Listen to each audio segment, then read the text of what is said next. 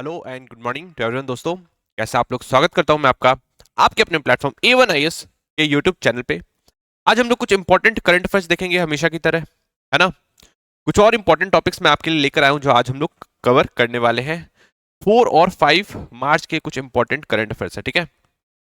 थोड़ी सी तबियत खराब है तो हो सकता है थोड़ा सा आवाज में थोड़ा सा आपको चेंज लगे, तो कोई बात नहीं, उसको माइंड नहीं करना है। और ध्यान से कुछ इंपॉर्टेंट टॉपिक्स को समझना है, जैसे कि आईमैक कॉरिडोर के बारे में समझेंगे हम लोग। पहले भी कवर कर चुके हैं, बट एक इंपॉर्टेंट डेवलपमेंट हुई है यूएई के साथ, है ना।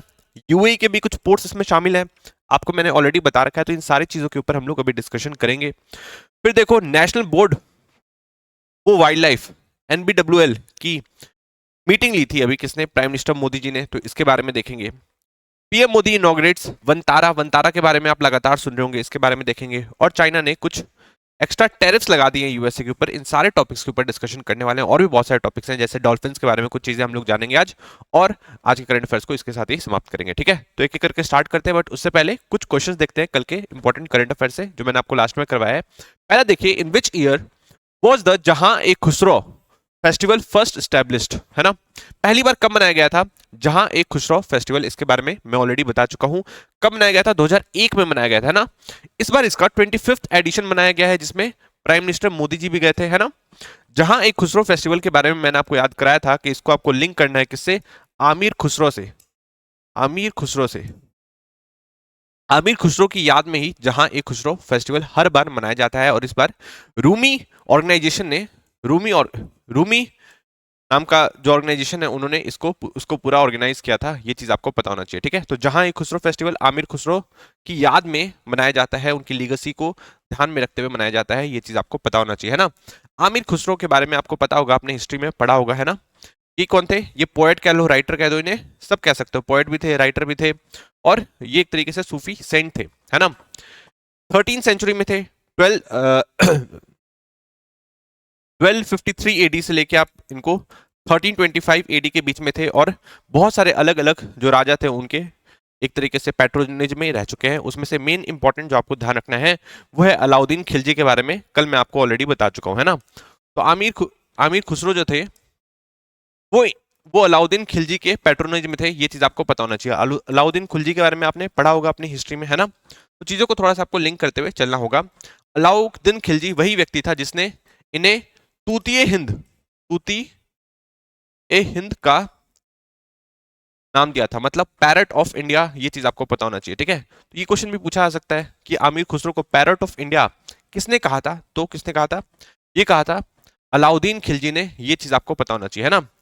इसी से रिलेटेड एक किताब भी लिखी थी आमिर खुसरो ने, जिसमें अलाउद्दीन खिलजी की जितनी भी विक्ट्रीज है उसके बारे में शोकेस किया गया था, और कल मैंने इसके बारे में बता रखा है आपको। उसका नाम आप मुझे नीचे कमेंट सेक्शन में बताएंगे, ठीक है।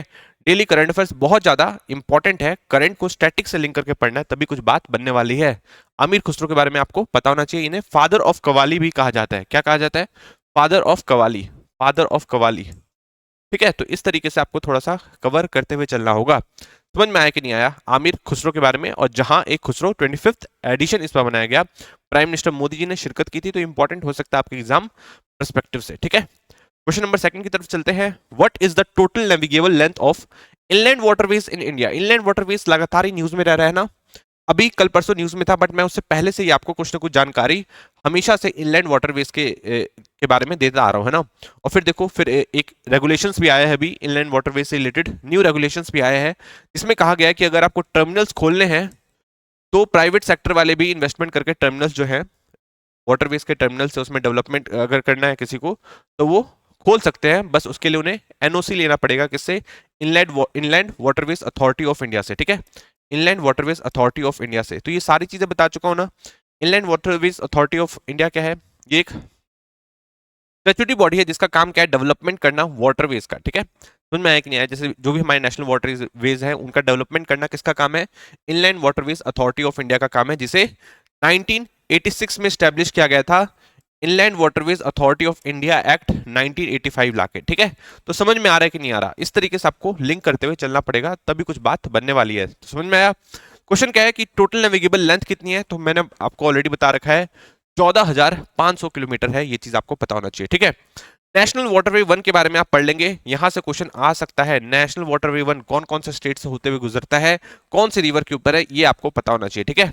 Inland waterways authority of India, पता चला कि नहीं चला इसके बारे में। न्यू रेगुलेशंस के अनुसार क्या आया है कि आपको एनओसी ले सकते हैं किससे, inland waterways authority of India से, और अपने टर्मिनल्स भी खोल सकते हैं। प्राइवेट वाली कंपनी जो है वो भी अपना क्या बोलते हैं टर्मिनल्स खोल सकते हैं। ये चीज मैं ऑलरेडी आपको बता चुका हूँ, ठीक है। और डिटेल में जाना है तो कल के करंट अफेयर्स देखेंगे, लास्ट करंट अफेयर्स, तो सारी चीजें क्लियर हो जाएगी, ठीक है। क्वेश्चन नंबर 3 पे देखते हैं, what is the primary objective of farmer producer organisation. Farmer producer organisation का प्राइमरी ऑब्जेक्टिव क्या है, इसके बारे में, है ना। आपको एक लास्ट क्वेश्चन याद होगा जब मैं आपसे आर्टिफिशियल इंटेलिजेंस का एनवायरमेंट पे क्या इंपैक्ट पड़ता है, ये क्वेश्चन मैंने आपसे पूछा था, ठीक है। उस क्वेश्चन में आप ध्यान से देखना, सारे ऑप्शन आपको एक जैसे लगेंगे, है ना। उस टाइप के क्वेश्चन आपके यूपीएससी में आते हैं, और ये भी आपका यूपीएससी से क्वेश्चन बन सकता है, क्योंकि थोड़ा सा कॉन्सेप्चुअल है, इसमें आपको लगेगा कि यार ये भी आंसर हो सकता है, बी भी आंसर हो सकता है, सी भी आंसर हो सकता है, और डी भी आंसर हो सकता है, ठीक है। तो आपको थोड़ा सा अगर कॉन्सेप्चुअल क्लैरिटी है कि एफपीओ का मेन मकसद क्या है, तो आपको सारी चीजें समझ में आ जाएगी, ठीक है। तो एफपीओ के बारे में मैंने आपको बताया था। देख लेते हैं इसका करेक्ट आंसर क्या है। इसका करेक्ट आंसर है to collectively improve farmers bargaining power and market access, है ना। A is the correct answer. तो एफपीओ के बारे में बता रखा था मैंने, फार्मर प्रोड्यूसर ऑर्गेनाइजेशन। देखो पहले तो एफपीओ की फुल फॉर्म भी पता होना चाहिए, इसको फूड प्रोड्यूसर ऑर्गेनाइजेशन मत कर देना, फार्मर प्रोड्यूसर ऑर्गेनाइजेशन, जो कि एक फार्मर्स का ग्रुप होता है ना। अभी तक हम लोगों ने 10,000 एफपीओ बना दिए हैं। इसकी स्टार्टिंग की थी हम लोगों ने 2020 में, और अभी तक 10,000 क्या बोलते हैं जो एफपीओ है बना दिया है। खगड़िया डिस्ट्रिक्ट ऑफ बिहार में 10,000 एफपीओ बना है ना। ये चीज मैंने आपको कल बताया था, तो आपको समझते हुए चलना होगा। फार्मर प्रोड्यूसर ऑर्गेनाइजेशन, इसका मेन मकसद क्या है, इसका मेन मकसद यही है कि जो लोग हैं, जो फार्मर्स हमारे, उनकी कलेक्टिव बार्गेनिंग को बढ़ा देना। कलेक्टिव बार्गेनिंग को बढ़ा देना, जैसे कि समझ लीजिए वो सीड्स ही खरीद रहे हैं कहीं से, अगर एक साथ सब लोग मिलकर सीड्स खरीदेंगे तो ऑब्वियसली उनको सस्ता पड़ेगा, है ना। कहीं वो अपना प्रोडक्ट बेच ही रहे हैं, तो अगर एक साथ मिलकर जब अपना जो प्रोडक्ट है बेचेंगे तो उनको उससे ज्यादा फायदा होगा, अच्छी तरीके से बार्गेनिंग कर पाएंगे, है ना। समझ लो कि सस्ते में कोई देने के लिए रेडी नहीं है, तो जो बायर है वो ऑब्वियसली महंगे में खरीदने के लिए मजबूर रहेगा होगा, है ना। तो ये मकसद क्या है फार्मर प्रोड्यूसर ऑर्गेनाइजेशन का, ये चीज आपको पता होना चाहिए। एफपीओ के बारे में ये क्लैरिटी आपको रहनी चाहिए, ठीक है। तो इस टाइप के क्वेश्चंस आपके एग्जाम में देखने को मिल सकते हैं। क्वेश्चन नंबर 4 पे चलेंगे, what is the full form of wave summit. Wave summit लगातार न्यूज में रहा है ना। एक अनोखा समिट लॉन्च किया गया है इंडिया में, ऐसा समिट कहीं और नहीं देखने को मिलता, इंडिया में लॉन्च किया गया है ताकि एनिमेशन हो गए, जो भी क्रिएटिव इंडस्ट्री जो है वो आके इंडिया में प्रॉस्पर करे, और पूरे वर्ल्ड में इंडिया एक हब बने, क्या बोलते हैं जो भी इन्फ्लुएंसर्स है उनका एक हब बने इंडिया। इस चीज के लिए वेव समिट लॉन्च किया गया है ना। अभी वेव्स का फुल फॉर्म क्या है, तो वेव्स का फुल फॉर्म है world audio visual and entertainment summit. ये चीज आपको पता होना चाहिए, क्या होता है world audio visual and entertainment summit, ये चीज आपने पता होना चाहिए। Question number 4 is correct. Question number 5 पे चलते हैं, what is the significance of Aadhaar card in India. Aadhaar card के बारे में किसने लॉन्च किया है, यूआईडीआई ने, है ना। अथॉरिटी कौन सी है, यूआईडीआई। सारी चीजें आपको पता है। अब इसके बारे में देखो, यहां से भी क्वेश्चन आ सकता है। क्वेश्चन ए ऑप्शन क्या है कि सिग्निफिकेंस क्या है आधार कार्ड का, तो ए ऑप्शन देखिए, it is a unique identification number for residents. इसको देखते हैं कि ये करेक्ट है कि नहीं। बी देखते हैं, it is a mandatory for voting in elections, तो आपको ध्यान रखना है कि ये मैंडेटरी नहीं है, बी तो रॉन्ग हो गया, है ना। सी देखते हैं, it serves as a proof of citizenship, मैंने आपको बताया था कि सिटीजनशिप का ये प्रूफ नहीं होता, तो सी भी रॉन्ग हो गया, है ना। It replaces all other identity documents, ऐसा तो कुछ नहीं है भाई, पैन कार्ड भी तो है हमारे पास, है ना। तो ए इज द करेक्ट, है ना। तो आप आधार के बारे में ध्यान रख सकते हैं कि ये प्रूफ ऑफ आइडेंटिटी, तो अगर लिखा हो तो आप इसको टिक कर सकते हैं, ये प्रूफ ऑफ आइडेंटिटी से बोल सकते हैं हम लोग, proof of identity, but not proof of resident, proof of citizenship, ठीक है।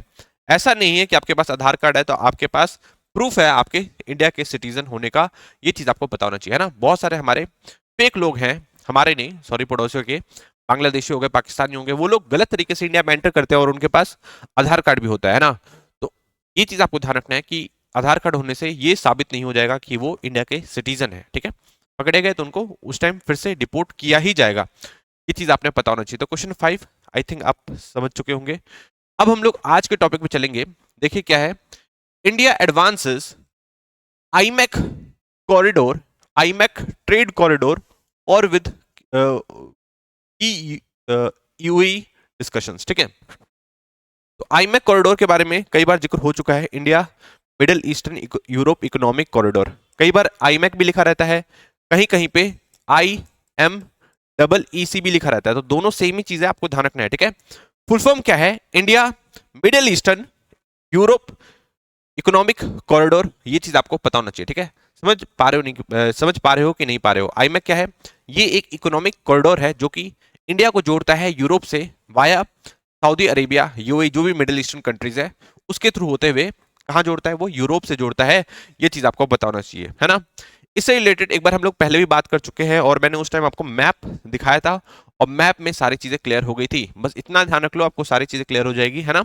इधर क्या हो गया? इधर हो गया पूरा यूरोप वाला पोर्शन, इधर हो गया इंडिया, और इधर हो गया आपका मिडिल ईस्ट के कुछ कंट्रीज हैं, जैसे कि यूएई हो गया, सऊदी अरेबिया हो गया, जॉर्डन हो गया, फिर आपको यहाँ पे इजराइल मिल जाएगा। तो इनसे जोड़ते हुए हमको यूरोप से कनेक्ट करे कौन? IMac corridor. ये चीज आपको पता होना चाहिए, ठीक है। India middle east Europe corridor, ये चीज आपने पता होना चाहिए। समझ में आया कि नहीं आया? अब इंडिया से होगा, अभी जो रास्ता है ये बाय शिप भी जाएगा, ऐसा नहीं समझना कि सिर्फ शिप से रास्ता है, बाय शिप भी जा सकता है, बाय रेलवेज भी जा सकता है, बाय रोड भी जा सकता है। तो ये चीज आपने पता होना चाहिए, ठीक है। अब इंडिया से कुछ शिप्स निकलेंगी, इंडिया की किस लोकेशन से? लोकेशन का नाम आपको पता होना चाहिए। कौन से 3 पोर्ट इन्वॉल्व है इंडिया की तरफ से? मैं ऑलरेडी बता चुका हूं, याद कर लो, इंपॉर्टेंट है। Mundra port, Mundra port. Second याद कर लो कांडला पोर्ट, कांडला पोर्ट। और थर्ड याद कर लो Jawaharlal Nehru port trust, Jawaharlal Nehru port trust. I think आप ये चीजों को कनेक्ट कर पा रहे होगे। आईमैक कॉरिडोर में इंडिया के कौन कौन से पोर्ट शामिल है? मुंद्रा पोर्ट, कांडला पोर्ट, ये दोनों गुजरात में है, पता है ना? कहाँ पे है? गुजरात में है, ये दोनों ही गुजरात में है। जवाहरलाल नेहरू पोर्ट ट्रस्ट ये कहाँ पे है? नवी मुंबई में है, ठीक है। तो यहाँ से पोर्ट से, इस पोर्ट से हमारी शिप्स निकलेंगी, कहाँ जाएंगी? यूएई में जाएंगी। यूएई में जबल अली पोर्ट है, क्या नाम है? जबल अली पोर्ट, ध्यान रखना है, जबल अली पोर्ट और फुजैरा पोर्ट। समझ में आया कि नहीं आया? इंडिया में 3 पोर्ट के नाम याद दिलवाए मैंने, है ना। फिर उसके बाद चलेगा यूएई में, यूएई में क्या? फुजैरा पोर्ट, फुजैरा पोर्ट और जबल अली पोर्ट। समझ में आया? फिर उसके बाद सऊदी अरेबिया से होते हुए, सऊदी अरेबिया से होते हुए बाय रोड और रेलवेज कहाँ जाएगा? जॉर्डन से होते हुए कहाँ पे जाएगा? इजराइल में। कहाँ पे? इजराइल में। इजराइल का एक पोर्ट है, आपको ध्यान रखना है, हाइफा पोर्ट, जिसके बारे में आप लगातार सुनते होंगे। हमास ने एक बार इस पे हमला भी कर दिया था, और हाइफा पोर्ट वही पोर्ट है जिसे अडानी ने खरीद रखा है। इसके कुछ टर्मिनल्स में अडानी ने इन्वेस्टमेंट कर रखा है, आपको पता होना चाहिए, ठीक है। तो हाइफा पोर्ट इंडिया से रिलेटेड भी है, इंडिया से भी एक इसका कनेक्शन है, ध्यान लगाओ। इंडिया से यूएई, यूएई से सऊदी अरेबिया से होते हुए, जॉर्डन से होते हुए कहाँ पे पहुंचेगा? पहुंचेगा इजराइल, इजराइल में हाइफा पोर्ट, और इजराइल से फिर सीधा पहुंचेगा कहाँ पे? ग्रीस में। ग्रीस में कौन सा पोर्ट है? इजराइल से कहाँ पहुंचेगा? ग्रीस में। ग्रीस में कौन सा पोर्ट है? ग्रीस में पोर्ट है पायरियस पोर्ट। नाम क्या है? पायरियस पोर्ट। ये चीज आपने पता होना चाहिए, ठीक है। पायरियस पोर्ट एक बार देख लेते हैं हम लोग, ध्यान दो। इंडिया से 3 पोर्ट, मुंद्रा, कांडला और Jawaharlal Nehru port trust. UAE में जबल अली पोर्ट और फुजैरा पोर्ट। फिर सऊदी अरेबिया में गया हारजा नाम की जगह पे, और फिर उसके बाद होते हुए जॉर्डन से होते हुए ये पहुंचेगा कहाँ पे? यूएई के अंदर। यूएई में क्या है? हाइफा पोर्ट, और फिर हाइफा से क्या है, कहाँ जाएगा? ग्रीस में पायरियस पोर्ट। ये चीज आपको पता होना चाहिए, ठीक है। फिर और भी कुछ कंट्रीज हैं, जैसे कि ग्रीस से इटली जा सकता है। इटली में कौन सा पोर्ट है? इटली में मसीना पोर्ट है, नाम ध्यान रखना, मसीना पोर्ट, ठीक है। समझ में आया कि नहीं आया? इटली में कौन सा पोर्ट है? इटली में पोर्ट जो है मसीना पोर्ट है, ये चीज आपने पता होना चाहिए। इटली में कौन सा है? मसीना पोर्ट, मसीना पोर्ट। और फ्रांस भी जाएगा, फ्रांस में कौन सा पोर्ट है? फ्रांस में है मार्सले पोर्ट, ठीक है, मार्सले पोर्ट। अभी इसने इसके बारे में आपने सुना होगा, क्योंकि यहाँ पे हमारा एक नया कॉन्सुलेट खुला है ना। अभी प्राइम मिनिस्टर मोदी जी फ्रांस में गए थे, तो यहाँ पे हमारा एक नया कॉन्सुलेट भी खुला है। मार्सले पोर्ट उस टाइम न्यूज में था। इससे इसका वीडी सावरकर से क्या लिंक है, इसके बारे में बताया था। फ्रांस के कहाँ पे है? के साउथ में देखोगे फ्रांस के, तो वहां पे आपको मिलेगा। तो ये सारी चीजों को आपको समझते हुए चलना होगा। तो India middle eastern economic corridor समझ में आया कि नहीं आया? ये क्या है? इकोनॉमिक कॉरिडोर है between India and Europe via via ये दीज क्या बोलते हैं, जो मिडिल ईस्टर्न कंट्रीज है, इनके थ्रू होते हुए ही जाता है ना। अब देखो, यहां से यहां तक का जो कनेक्शन है, इसको हम लोग किस नाम से जानते हैं? Southern corridor. और ऊपर क्या है? इसको हम लोग नॉर्दर्न कॉरिडोर कहते हैं, ठीक है। तो समझ में आया कि नहीं आया? जो आईमैक है ये 2 कॉरिडोर से बना हुआ है।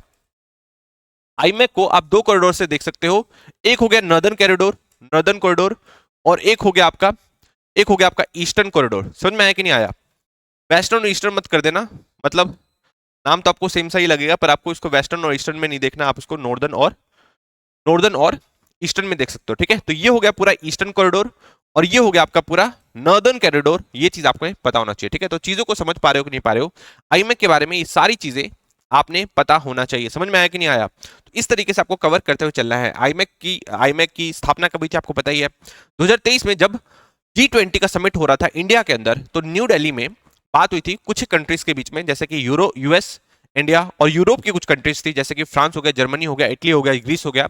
इन सारी कंट्रीज के बीच में बातचीत हुई। यूएई हो गया, सऊदी अरेबिया हो गया, मिडिल ईस्ट की कंट्रीज, इसराइल हो गया, इन सारी कंट्रीज के बीच में कुछ बातचीत हुई और आईमैक कॉरिडोर की स्थापना करी गई। ये चीज आप थोड़ा सा ध्यान रखोगे, ठीक है। अभी हमास ने हमला कर दिया था किस पे?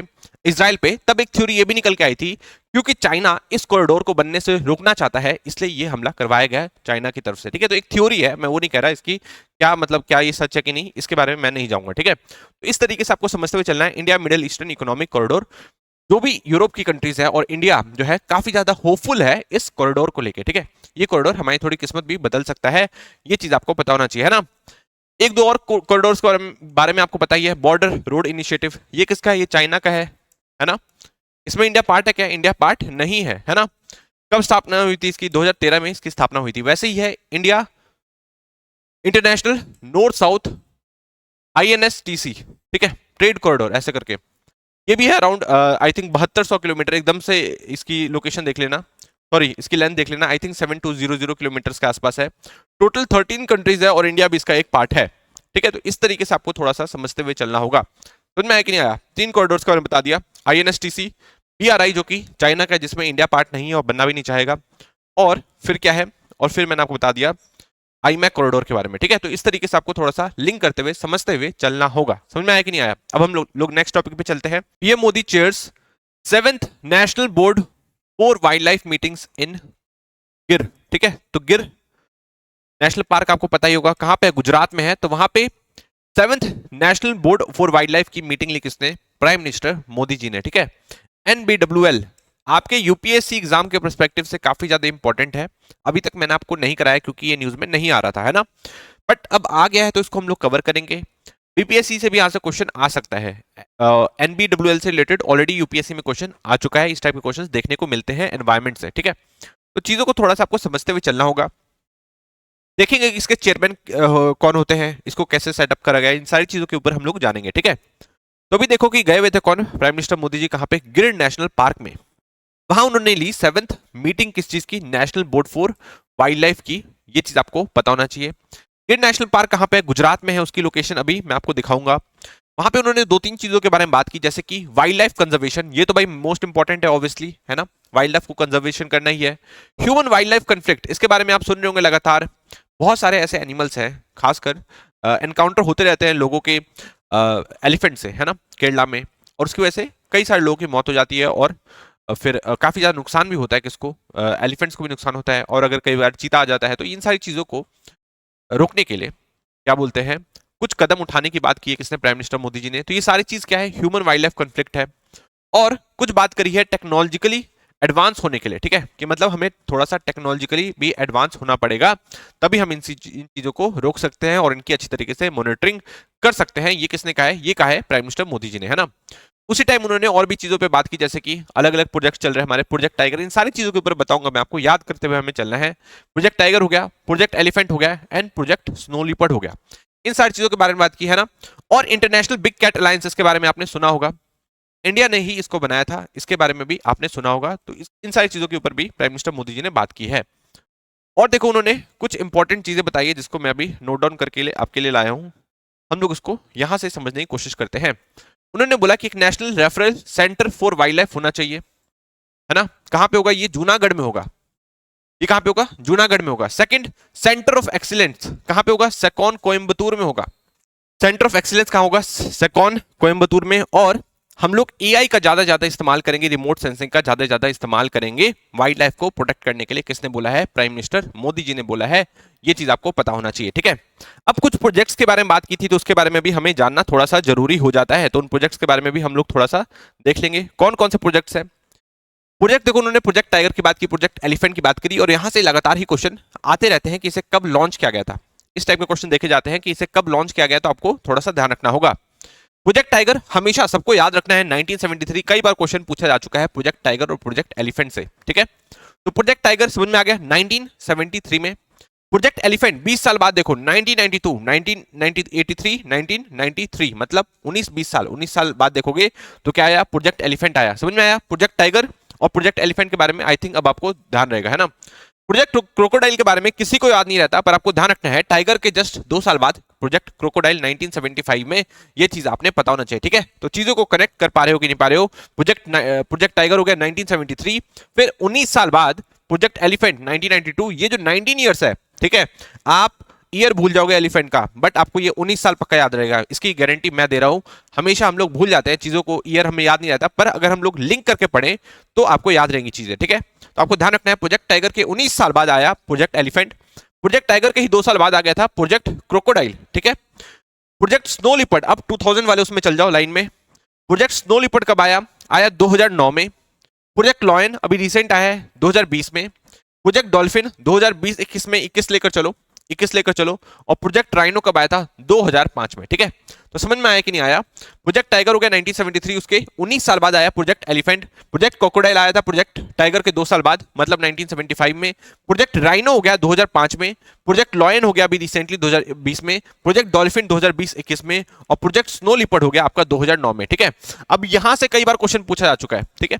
हो सकता है आपसे क्रोनोलॉजी पूछ ले कि कौन सा प्रोजेक्ट कब आया था, तो इसके बारे में भी आपसे पूछा जा सकता है, तो इसको भी थोड़ा सा आप समझते हुए चलेंगे, ठीक है, तभी चीजें क्लियर होगी। मैंने आपको बताया था इंटरनेशनल बिग कैट अलायंस, इसके बारे में इंटरनेशनल बिग कैट अलायंस को लॉन्च किया गया है, इसके बारे में मैंने आपको कुछ चीजें बताई थी, दोबारा नहीं बताऊंगा, आज से 15 दिन पहले की क्लास में, ठीक है। तो इसलिए सारी क्लासेस जो है इंपॉर्टेंट है, मैंने उस दिन कराया था, आज ये न्यूज में आ रहा है, ठीक है। तो चीजों को थोड़ा सा लिंक करके चलोगे तभी कुछ बात बनने वाली है, वैसे बनने वाली बात नहीं है, ठीक है। मैंने आपको क्या बताया कि ये जो मीटिंग ली कहां पे ली? गिर फॉरेस्ट नेशनल पार्क में, है ना। National board for wild life की, एनबीडब्ल्यूएल की, जिसको चेयर किसने किया? जिसको चेयर किया प्राइम मिनिस्टर मोदी जी ने। अब गिर फॉरेस्ट नेशनल पार्क की लोकेशन देख पा रहे हो कहां पे है? गुजरात में, साउथ में देखो, गिर फॉरेस्ट नेशनल पार्क। अब कुछ चीज और आपको ध्यान रखनी है, मैंने आपको याद करवाया था काजीरंगा नेशनल पार्क, है ना। जब हमारे एस जयशंकर साहब और बहुत सारे डिप्लोमेट्स, फॉरेन डिप्लोमेट्स गए हुए थे आसाम में, काजीरंगा नेशनल पार्क के बारे में मैंने आपको बताया था। इसके बारे में, काजीरंगा नेशनल पार्क कहां पे है? आसाम में है। और आसाम से ही मैंने आपको बहुत सारे नेशनल पार्क के बारे में बताया था, जैसे कि एक तो मैंने आपको काजीरंगा पहले बताया ही, काजीरंगा नेशनल पार्क, जो कि किस चीज से रिलेटेड है? ये है वन हॉर्न राइनोसेरस से रिलेटेड, ये फेमस है काफी, ठीक है। वन हॉर्न राइनोसेरस के लिए ये काफी ज्यादा फेमस है, इसके बारे में आपको ध्यान रखना है। इसी के साथ साथ मैंने आपको कुछ चीज और बताई थी, जैसे कि मानस, मानस नेशनल पार्क, है ना। Orang national park, Orang national park, 3 हो गए। चौथा देख लो, नामेरी, नामेरी नेशनल पार्क। फिर Dihing Patkai national park, Dibru Saikhowa national park और रायमोना नेशनल पार्क, ठीक है। तो मेरे को कैसे याद है आसाम के सारे नेशनल पार्क, वैसे ही आपको भी याद रखते हैं, ठीक है। क्लैरिटी मिल रही है कि नहीं मिल रही? देख लो कौन कौन से हैं। काजीरंगा नेशनल पार्क, क्वेश्चन आता है, क्वेश्चन कैसे आएगा? क्वेश्चन आएगा कि ये नेशनल पार्क कौन से स्टेट से रिलेट करता है, तो आपको पता होना चाहिए कि कौन से स्टेट से बिलोंग करता है ना। जैसे कि वाल्मीकि टाइगर रिजर्व कहां पे? इंडिया में, है ना, जो सॉरी बिहार में। तो आपको इस तरीके से ही थोड़ा सा याद करते हुए चलना होगा। समझ में आया कि नहीं आया? आसाम के बारे में देखो, आसाम में काजीरंगा नेशनल पार्क, मानस, ओरांग, नामेरी, दिहिंग पटकाई, दिब्रू साइखोवा और रायमोना नेशनल पार्क, ये चीज आप ध्यान रखेंगे, ठीक है। वैसे ही आसाम का जैसे मैंने आपको याद कराया, अब आप गुजरात के भी याद रखने हैं आपको, है ना।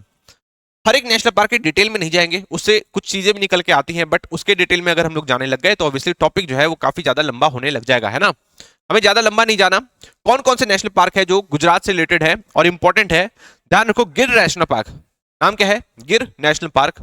फिर देखो वंसदा नेशनल पार्क, याद रखना है, वंसदा नेशनल पार्क। फिर देखो मरीन गल्फ ऑफ कच्छ, है ना। मरीन नेशनल पार्क कहां पे है? गुजरात में, ये चीज आप ध्यान रखेंगे। और देखो कुछ बच गया क्या? एक बच गया ब्लैक बक नेशनल पार्क, ठीक है। तो 4 नाम आपको अभी याद हो गए, कौन कौन से? फिर से देखो, गिर नेशनल पार्क कहां पे? गुजरात के साउथ में आपको देखने को मिलेगा। फिर दिखेगा आपको Vansda national park, black buck national park. हो सकता है ब्लैक बक से आप राजस्थान लगा के आ जाओ, ठीक है। तो चीजों को थोड़ा सा आपको ध्यान रखना होगा। और हो गया इधर मरीन नेशनल पार्क, ठीक है, मरीन गल्फ ऑफ कच्छ, ठीक है। समझ में आया कि नहीं आया? इस तरीके से आपको थोड़ा सा लिंक करते हुए चलना होगा। आसाम की लोकेशंस आपको पता चल गई, आसाम के नेशनल पार्क पता चल गए। काजीरंगा हो गया, मानस हो गया, ओरांग हो गया, नामेरी हो गया, दिब्रू साइखोवा, दिहिंग पटकाई और रायमोना नेशनल पार्क, ठीक है। तो इसी तरीके से गुजरात के ब्लैकबक नेशनल पार्क, गिर नेशनल पार्क, गिर याद रहेगा हमेशा आपको, वंसदा नेशनल पार्क और marine gulf of Kutch. Marine से याद रहेगा कुछ सी वाला कोई स्टेट होगा, है ना। तो इस तरीके से आप थोड़ा सा याद करने की कोशिश करोगे तो क्लैरिटी आपको मिलेगी। समझ में आया कि नहीं आया? गुजरात से रिलेटेड कुछ इंपॉर्टेंट करंट अफेयर्स के बारे में, कुछ इंपॉर्टेंट नेशनल पार्क के बारे में अब आप भूलने वाले नहीं है। ठीक है, क्लैरिटी मिली कि नहीं मिली? अब मैंने आपको क्या बताया था कि national board for wild life की मीटिंग ली किसने? इसकी मीटिंग ली किसने? प्राइम मिनिस्टर मोदी जी ने। अब ये भी आपके एग्जाम पर्सपेक्टिव से काफी ज्यादा इंपॉर्टेंट हो सकता है ना। National board for wild life ये है क्या? ये एक स्टैट्यूटरी बॉडी, आपको ध्यान रखना है। ये क्या है? स्टैट्यूटरी बॉडी, मतलब किसी ना किसी एक्ट से बना होगा, किसी ना किसी एक्ट के अंदर बना होगा, है ना। तो वाइल्ड लाइफ प्रोटेक्शन एक्ट पता है आपको? वाइल्ड लाइफ प्रोटेक्शन एक्ट के अंदर में ये बना हुआ है। ये चीज आप ध्यान रखेंगे। समझ में आया कि नहीं आया? वाइल्ड लाइफ प्रोटेक्शन एक्ट के बारे में आपको पता होना चाहिए। उसके अंदर में national board for wild life बना गया है। इसे स्टार्टिंग से नहीं था, कुछ अमेंडमेंट्स किए गए, फिर उसके बाद national board for wild life बनाया गया। उससे पहले था आईबीडब्ल्यूएल। क्या था? आईबीडब्ल्यूएल, आईबीडब्ल्यूएल। ठीक है, तो इस तरीके से आपको थोड़ा सा लिंक करते हुए चलना होगा। National board for wild life था, उससे पहले था Indian board for wild life, है ना।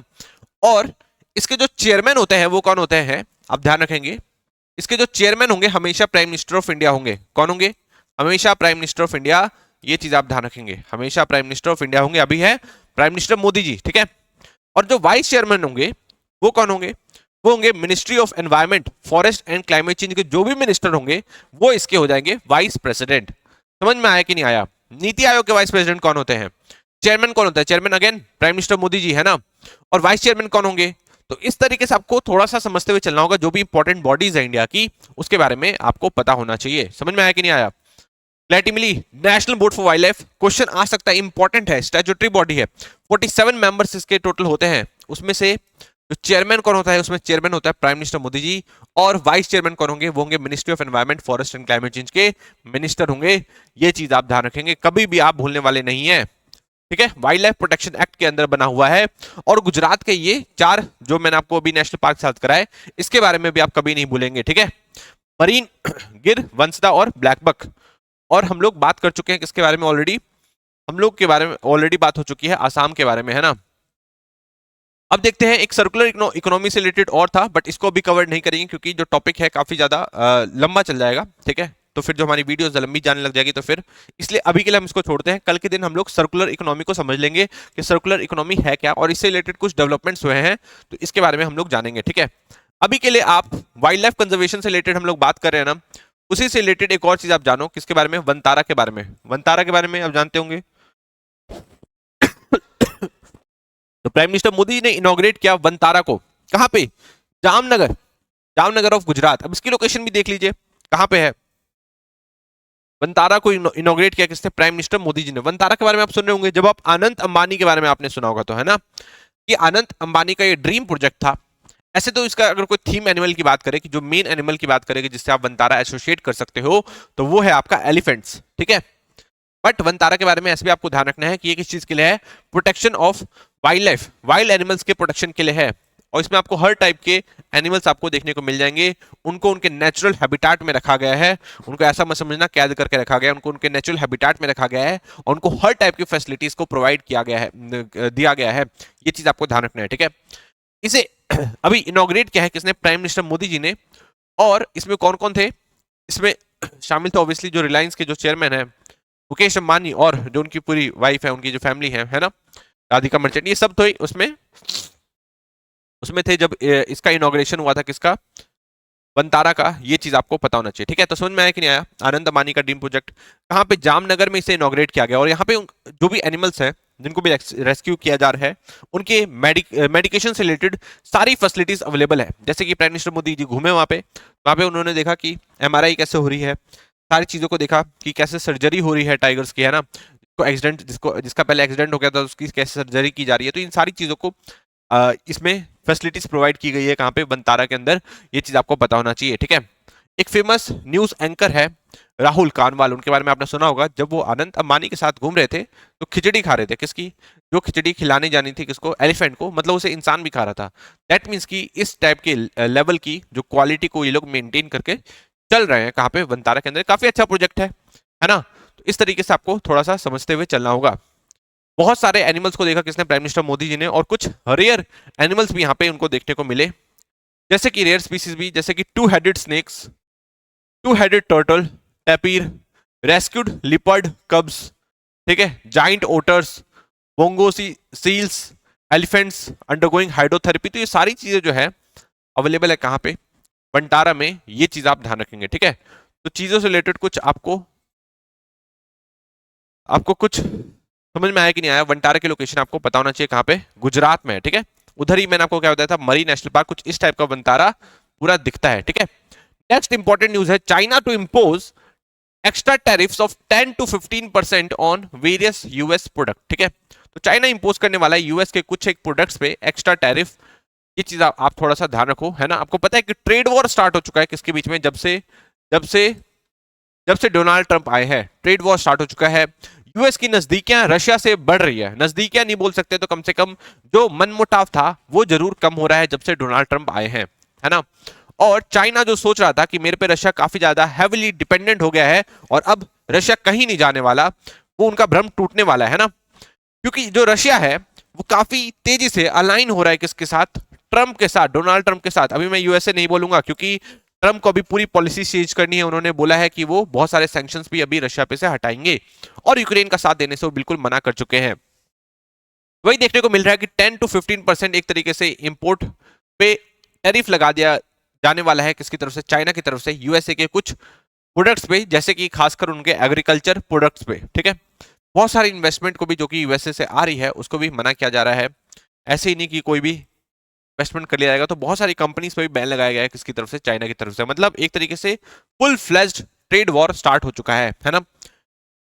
कनाडा पे भी टैरिफ लगाने की बात बोली थी उन्होंने, फिर बीच में थोड़ा सा पीछे हटे थे, बट फिर से ट्रंप वही कर रहे हैं, टैरिफ लगा रहे हैं किस पे, कनाडा पे, है ना। ये सारी चीजें चल रही है जब से ट्रंप आ रहे हैं, पूरा उथल पुथल मच रखा है, ये चीज आपको पता ही है। इंडिया पे अभी उन्होंने कुछ भी बोला नहीं है कि इंडिया पे वो लोग टैरिफ बोलेंगे, बट वो इंडिया को ऑलरेडी टैरिफ किंग बोलते हैं ना, कि इंडिया इतना टैरिफ लगाता है ना, तो हम भी लगाएंगे। बट अभी तक इन्होंने इंडिया के खिलाफ कुछ खास बात बोली नहीं है, ये चीज आपको पता होना चाहिए, ठीक है। नेक्स्ट टॉपिक की तरफ देखते हैं। India roles out pilot projects for hydrogen powered buses and trucks, ठीक है। तो आपको पता है कि मैंने हाइड्रोजन बसेस से रिलेटेड एक बार आपको बताया था कि हम लोग ऐसा कुछ लॉन्च करने वाले हैं। हम लोग चाहते हैं कि जो हमारी कार्स है, बसेस हो गए, ये सब आपके हाइड्रोजन से चले आराम से, कोई भी दिक्कत नहीं होगी, ठीक है। बट हमारे पास ऑब्वियसली इंफ्रास्ट्रक्चर नहीं है ना। अभी तक हम लोग इलेक्ट्रिक व्हीकल्स के लिए ही हर जगह स्टेशन नहीं लगा पाए हैं, तो हाइड्रोजन के लिए, हाइड्रोजन बसेस के लिए, उनके लिए भी तो फ्यूल स्टेशन सब लगाने पड़ेंगे। तो इन सब चीजों के लिए भी हम लोग काफी ज्यादा पीछे थे, बट अब इसमें थोड़ी सी बढ़ोतरी हुई है, देखने को मिला है कि हम लोग इसमें आगे बढ़ने वाले हैं। मतलब अब हम लोग हाइड्रोजन जो बसेस हैं ये सब बहुत जल्दी उतारने वाले हैं इंडिया के अंदर, under national green hydrogen mission, जिसे 2023 में लॉन्च किया गया था। तो अभी कुछ 5 पायलट प्रोजेक्ट्स को मंजूरी दी गई है, जिसमें कुछ फ्यूल बसेस, ट्रक्स होंगे, ये चीज आपको पता होना चाहिए। कुछ स्पेसिफिक रूट पे ये चलने वाले हैं। कुछ रिफ्यूलिंग स्टेशन भी लगाए जाएंगे, अराउंड 9 के आसपास रिफ्यूलिंग स्टेशन लगाए जाएंगे। 37 हाइड्रोजन पावर्ड व्हीकल्स होंगे, 15 फ्यूल सेल बेस्ड होंगे और 22 हाइड्रोजन इंटरनल कंबशन इंजन होंगे। ये सारी चीजों को लगाया जाएगा, ये चीज आपने पता होना चाहिए। कौन कौन से रूट्स पे हो गए ये, ग्रेटर नोएडा, दिल्ली, आगरा, भुवनेश्वर, कोनकपुरी, अहमदाबाद से वडोदरा एंड सूरत, ये सारे रूट्स पे चलेगा ये हाइड्रोजन बसेस। ये चीज, इसके बारे में आप थोड़ा सा ध्यान रखेंगे, ठीक है। हाइड्रोजन के बारे में आपको क्लैरिटी मिल गई होगी। नेशनल ग्रीन हाइड्रोजन मिशन के बारे में आपको पता होना चाहिए कि ये किसके अंदर में है। ये है ministry of new and renewable energy के अंडर में, ठीक है। Ministry of new and renewable energy इसकी नोडल मिनिस्ट्री है, ये चीज आपको पता होना चाहिए। मेन काम क्या है, डीकार्बनाइजेशन करना। हम लोगों ने कार्बन न्यूट्रल होने का बोल रखा है 2070 तक। कब बोला था ये, COP21 में ग्लासगो में जो यूके में हुआ था, वहां पे हम लोगों ने बोला था कि हम लोग क्या बन जाएंगे, हम लोग कार्बन न्यूट्रल बन जाएंगे। तो उस चीज के लिए हमें इलेक्ट्रिक व्हीकल से और हाइड्रोजन से चलने वाली जो बसेज होंगे, कार्स होंगे, उनकी जरूरत पड़ेगी। तो इसी के लिए हम लोगों ने नेशनल ग्रीन हाइड्रोजन मिशन भी लॉन्च किया था। ये चीज आपको पता होना चाहिए। कब लॉन्च किया, 2023 में लॉन्च किया। कितने करोड़ के साथ, 19,000 करोड़ के साथ हमें इसे लॉन्च करा था, ये चीज आपको पता होना चाहिए। टोटल 2 फेजेस में ये चलने वाला है। एक फेज है 2022 से स्टार्ट हुआ था, 2025-26 तक चलेगा। और एक है 2026-27 से चलने वाला है 2029-30 तक। ये चीज आपने पता होना चाहिए, ठीक है। इसका कुछ इंपॉर्टेंट कंपोनेंट्स भी है, बट ये आप स्टैटिक में पढ़ेंगे, ठीक है। तो अभी हम लोग करंट में उतना ज्यादा डिटेल में नहीं जाने वाले। मेन चीज आपको ध्यान रखना है कि इसकी नोडल मिनिस्ट्री कौन सी है, ministry of new and renewable energy. 19,000 crore के आउटले के साथ इसे लॉन्च किया गया था। 19,000 करोड़ के आउटले के साथ इसे लॉन्च किया गया था। कब लॉन्च किया गया था? 2023 में लॉन्च किया गया था, ठीक है। तो इस तरीके से आप थोड़ा सा कवर करते हुए चलेंगे। अब एक और इंपॉर्टेंट टॉपिक आ सकता है आपके दिमाग में कि ग्रीन हाइड्रोजन होता क्या है। नाम तो कई बार सुना है, ये ग्रीन हाइड्रोजन होता क्या है ना। तो ग्रीन हाइड्रोजन बनता है इलेक्ट्रोलिसिस से। इलेक्ट्रोलिसिस किसका? वाटर एंड वाटर का इलेक्ट्रोलिसिस करने पे ग्रीन हाइड्रोजन बनता है। ये चीज आपको पता होना चाहिए, ठीक है। तो क्या करना पड़ता है? इलेक्ट्रोलिसिस करना पड़ता है। इलेक्ट्रोलिसिस करना पड़ता है वाटर का, है ना। अब आप सोचेंगे कि वाटर का इलेक्ट्रोलिसिस करना है तो उसमें भी तो कुछ एनर्जी यूज होगी, है ना। अगर एनर्जी यूज हो रही है तो वो फिर एनर्जी जब यूज होगी तो उससे भी कुछ ना कुछ पॉल्यूशन तो होगा ही। आपको ध्यान रखना है कि इसमें जो एनर्जी यूज करी जाती है वाटर का इलेक्ट्रोलिसिस करने के लिए, ये चीज आप थोड़ा सा ध्यान रखेंगे। इसके लिए जो यूज की जाती है एनर्जी, वो होती है रिन्यूएबल एनर्जी। मतलब सोलर एनर्जी को हम लोग यूज करते हैं, विंड एनर्जी को यूज करते हैं, हाइड्रो एनर्जी को यूज करते हैं, ना कि फ्यूल से चलने वाले एनर्जी को यूज करते हैं। तो समझ में आया कि नहीं आया? ग्रीन हाइड्रोजन से रिलेटेड आपको पता होना चाहिए कि ग्रीन हाइड्रोजन कैसे बनता है। ये इलेक्ट्रोलिसिस ऑफ वाटर करके बनता है, ठीक है। वाटर को इलेक्ट्रोलिसिस करके हाइड्रोजन को अलग करके इस हाइड्रोजन को क्रिएट किया जाता है। इसलिए काफी ज्यादा ये क्लीन है और इसलिए हम लोग क्लीन क्लीन को ही क्या कहते हैं? ग्रीन कहते हैं। ये चीज आपको पता होना चाहिए, ठीक है। मतलब ये काफी ज्यादा एनवायरमेंट फ्रेंडली होने वाला है। और इसमें जो एनर्जी भी यूज होती है वो कौन सी होती है? वो होती है रिन्यूएबल एनर्जी। तो ऑब्वियसली इससे एकदम स्टैंप पड़ जाता है कि हाँ भाई ये एकदम एनवायरमेंट फ्रेंडली है। समझ में आया कि नहीं आया? ग्रीन हाइड्रोजन से रिलेटेड चीजों को आप समझते हुए चलोगे। ऐसे आपका ब्लैक ब्राउन हाइड्रोजन भी होता है, बहुत अलग अलग टाइप के हाइड्रोजन होते हैं। ये चीज आपको पता होना चाहिए। पर आपको मेन चीज ध्यान रखना है अभी, ग्रे हाइड्रोजन, ब्लू हाइड्रोजन और ग्रीन हाइड्रोजन में डिफरेंस क्या होता है। ग्रे हाइड्रोजन और भी होते हैं जैसे कि ब्लैक ब्राउन हाइड्रोजन। तो ये मत सोचना कि सिर्फ तीन ही टाइप का हाइड्रोजन है, नहीं। उसके हम लोगों ने क्लासिफिकेशन कर ली, उसको बनाने के प्रोसेस, उसका बनाने का प्रोसेस क्या है, कितना पॉल्यूशन करता है, किस टाइप का पॉल्यूशन करता है, उस बेसिस पे हम लोगों ने क्लासिफिकेशन कर रखा है, ठीक है। ग्रे हाइड्रोजन कैसे बनेगा? ये बनेगा नेचुरल गैस से इसे प्रोड्यूस किया जाता है। और ये जो नेचुरल गैस है उससे प्रोड्यूस करा जाएगा और फिर जो भी पॉल्यूशन वाला मटेरियल होगा उसे एनवायरमेंट में रिलीज कर दिया जाता है, ठीक है। ब्लू हाइड्रोजन कैसे बनेगा? इसे भी सेम प्रोसेस से बनाया जाता है, पर जो कार्बन रिलीज होते हैं, जो गैसेस जो रिलीज होते हैं, उनको कैप्चर कर लिया जाता है। आपको ध्यान रखना है, इसमें कार्बन को कैप्चर कर लिया जाता है। उसकी वजह से उतना जितना पॉल्यूशन होना चाहिए था उतना पॉल्यूशन नहीं होता, इसलिए हम लोग इसको क्या कहते हैं? ब्लू हाइड्रोजन कहते हैं। मतलब ग्रे हाइड्रोजन से कम पॉल्यूशन करता है क्या? Blue hydrogen. ये आपको पता होना चाहिए। और फिर उससे नेक्स्ट स्टेप में जाओगे तो आपको मिलेगा ग्रीन हाइड्रोजन, जहां पे बिल्कुल भी पॉल्यूशन नहीं हो रहा। समझ में आया कि नहीं आया? मतलब यहाँ पे हम लोगों ने वाटर का इलेक्ट्रोलिसिस कर लिया, हाइड्रोजन को बाहर निकाला और इलेक्ट्रोलिसिस करने के लिए जो एनर्जी यूज की वो भी काफी ज्यादा वो भी रिन्यूएबल एनर्जी थी, जिससे हम लोगों ने सोलर एनर्जी और वाटर एनर्जी से इस्तेमाल करके जिसको क्रिएट किया है। समझ में आया कि नहीं आया? तो ग्रे हाइड्रोजन, ब्लू हाइड्रोजन और ग्रीन हाइड्रोजन में आपको डिफरेंस पता होना चाहिए। यहां पे सबसे ज्यादा पॉल्यूशन हो रहा है, थोड़ा कम पॉल्यूशन ब्लू हाइड्रोजन में हो रहा है और ना के बराबर पॉल्यूशन हो रहा है किसमें? ग्रीन हाइड्रोजन में, ठीक है। तो चीजों को थोड़ा सा आपको क्लियर करते हुए चलना होगा। नेक्स्ट है Trump halts all US military aid to Ukraine. तो अभी न्यूज आ रही है कि ट्रंप ने हॉल्ट कर दिया है, जितने भी मिलिट्री एड यूक्रेन को जाने वाले थे सब पे हॉल्ट लगा दिया है। और इसकी पूरी जिम्मेदारी किसकी बनती है? यूक्रेन के व्लादिमीर ज़ेलेंस्की की बनती है, जब वो गए यूएसए में, यूएसए के ओवल ऑफिस में जाके यूएसए के प्रेसिडेंट से ही बहस करके आ गए, ठीक है। वो वीडियो काफी ज्यादा वायरल हुई, आपको पता ही है ना। और इस टाइप का मतलब हाल फिलहाल में तो हमने कभी देखा ही नहीं कि इस टाइप से दो प्रेसिडेंट के बीच में लड़ाई हो रही है, इस टाइप से बहसबाजी हो रही है, वो भी पूरी मीडिया के सामने, है ना। अब कभी बंद कमरे में होती हो तो हो सकता है होती होगी, है ना। बट मीडिया के सामने इस टाइप से बहसबाजी, वो भी यूएसए के प्रेसिडेंट से, और उससे आप बहसबाजी करो जिससे आपको हेल्प चाहिए, ठीक है। तो ये जो ब्लंडर किया व्लादिमीर ज़ेलेंस्की ने, अब इसको भुगतना पड़ेगा पूरे यूक्रेनियन लोगों को, ठीक है। यूक्रेनियन लोगों ने अपने खून बहाए, है ना। बहुत सारे लोग, उनके घर के बेटे बेटे, हस्बैंड सब चले गए लड़ाई में। बहुत कम कम एज के बच्चे गए, बहुत लोग मारे गए। और लास्ट में उनको व्लादिमीर ज़ेलेंस्की ने फिर एक तरीके से अपने ईगो के कारण, ईगो ही बोलेंगे उसको, है ना, उनको पता था कि ट्रम्प जो है ज्यादा उनकी हेल्प नहीं करने वाले, स्टिल उनको थोड़ा सा उनके सामने पोजीशन थोड़ी अपनी सही रखनी चाहिए थी, है ना। उनको कन्विंस करने की कोशिश करना चाहिए था, ना कि उनसे झगड़ा करने लग गए, है ना। व्लादिमीर ज़ेलेंस्की ने क्या किया? वहां पे अपना जाके एटीट्यूड दिखाने लग गए सबके सामने, और उसके बाद उनको भुगतना पड़ा है इसकी वजह से उनको काफी ज्यादा नुकसान हुआ। और अब जितनी भी एड जाने वाली थी यूएस मिलिट्री की तरफ से यूक्रेन में, इन सारी एड को हॉल्ट पे लगा दिया किसने? यूएसए के डोनाल्ड ट्रंप ने, ठीक है। मतलब अब यूक्रेन का कुछ और जमीन आप देखोगे आगे वाले आने वाले दिनों में आपको सुनने को जरूर मिलेगा कि रशिया ने कुछ और जमीन को कब्जा लिया है यूक्रेन के। यूक्रेन के जमीन भी जाएगी, उनके रिसोर्सेज पे हक किसका रहेगा? यूएसए का रहेगा, जब क्योंकि यूएसए ने ऑलरेडी बोल दिया कि हम लोग $500 बिलियन को एक्सट्रैक्ट करेंगे आपके नेचुरल रिसोर्सेज से। मतलब आपके नेचुरल रिसोर्सेज से आपके जो मिनरल्स हैं उसका हम लोग एक तरीके से उसको अपने अंदर में रखेंगे और उसे $500 बिलियन निकालेंगे। कुछ दिन पहले न्यूज आई थी कि $200 बिलियन के आसपास यूएसए ने किसको दिए हैं? यूक्रेन को दिए हैं। $200 बिलियन दिए और $500 बिलियन एक तरीके से अब यूक्रेन से निकालने वाला है कौन?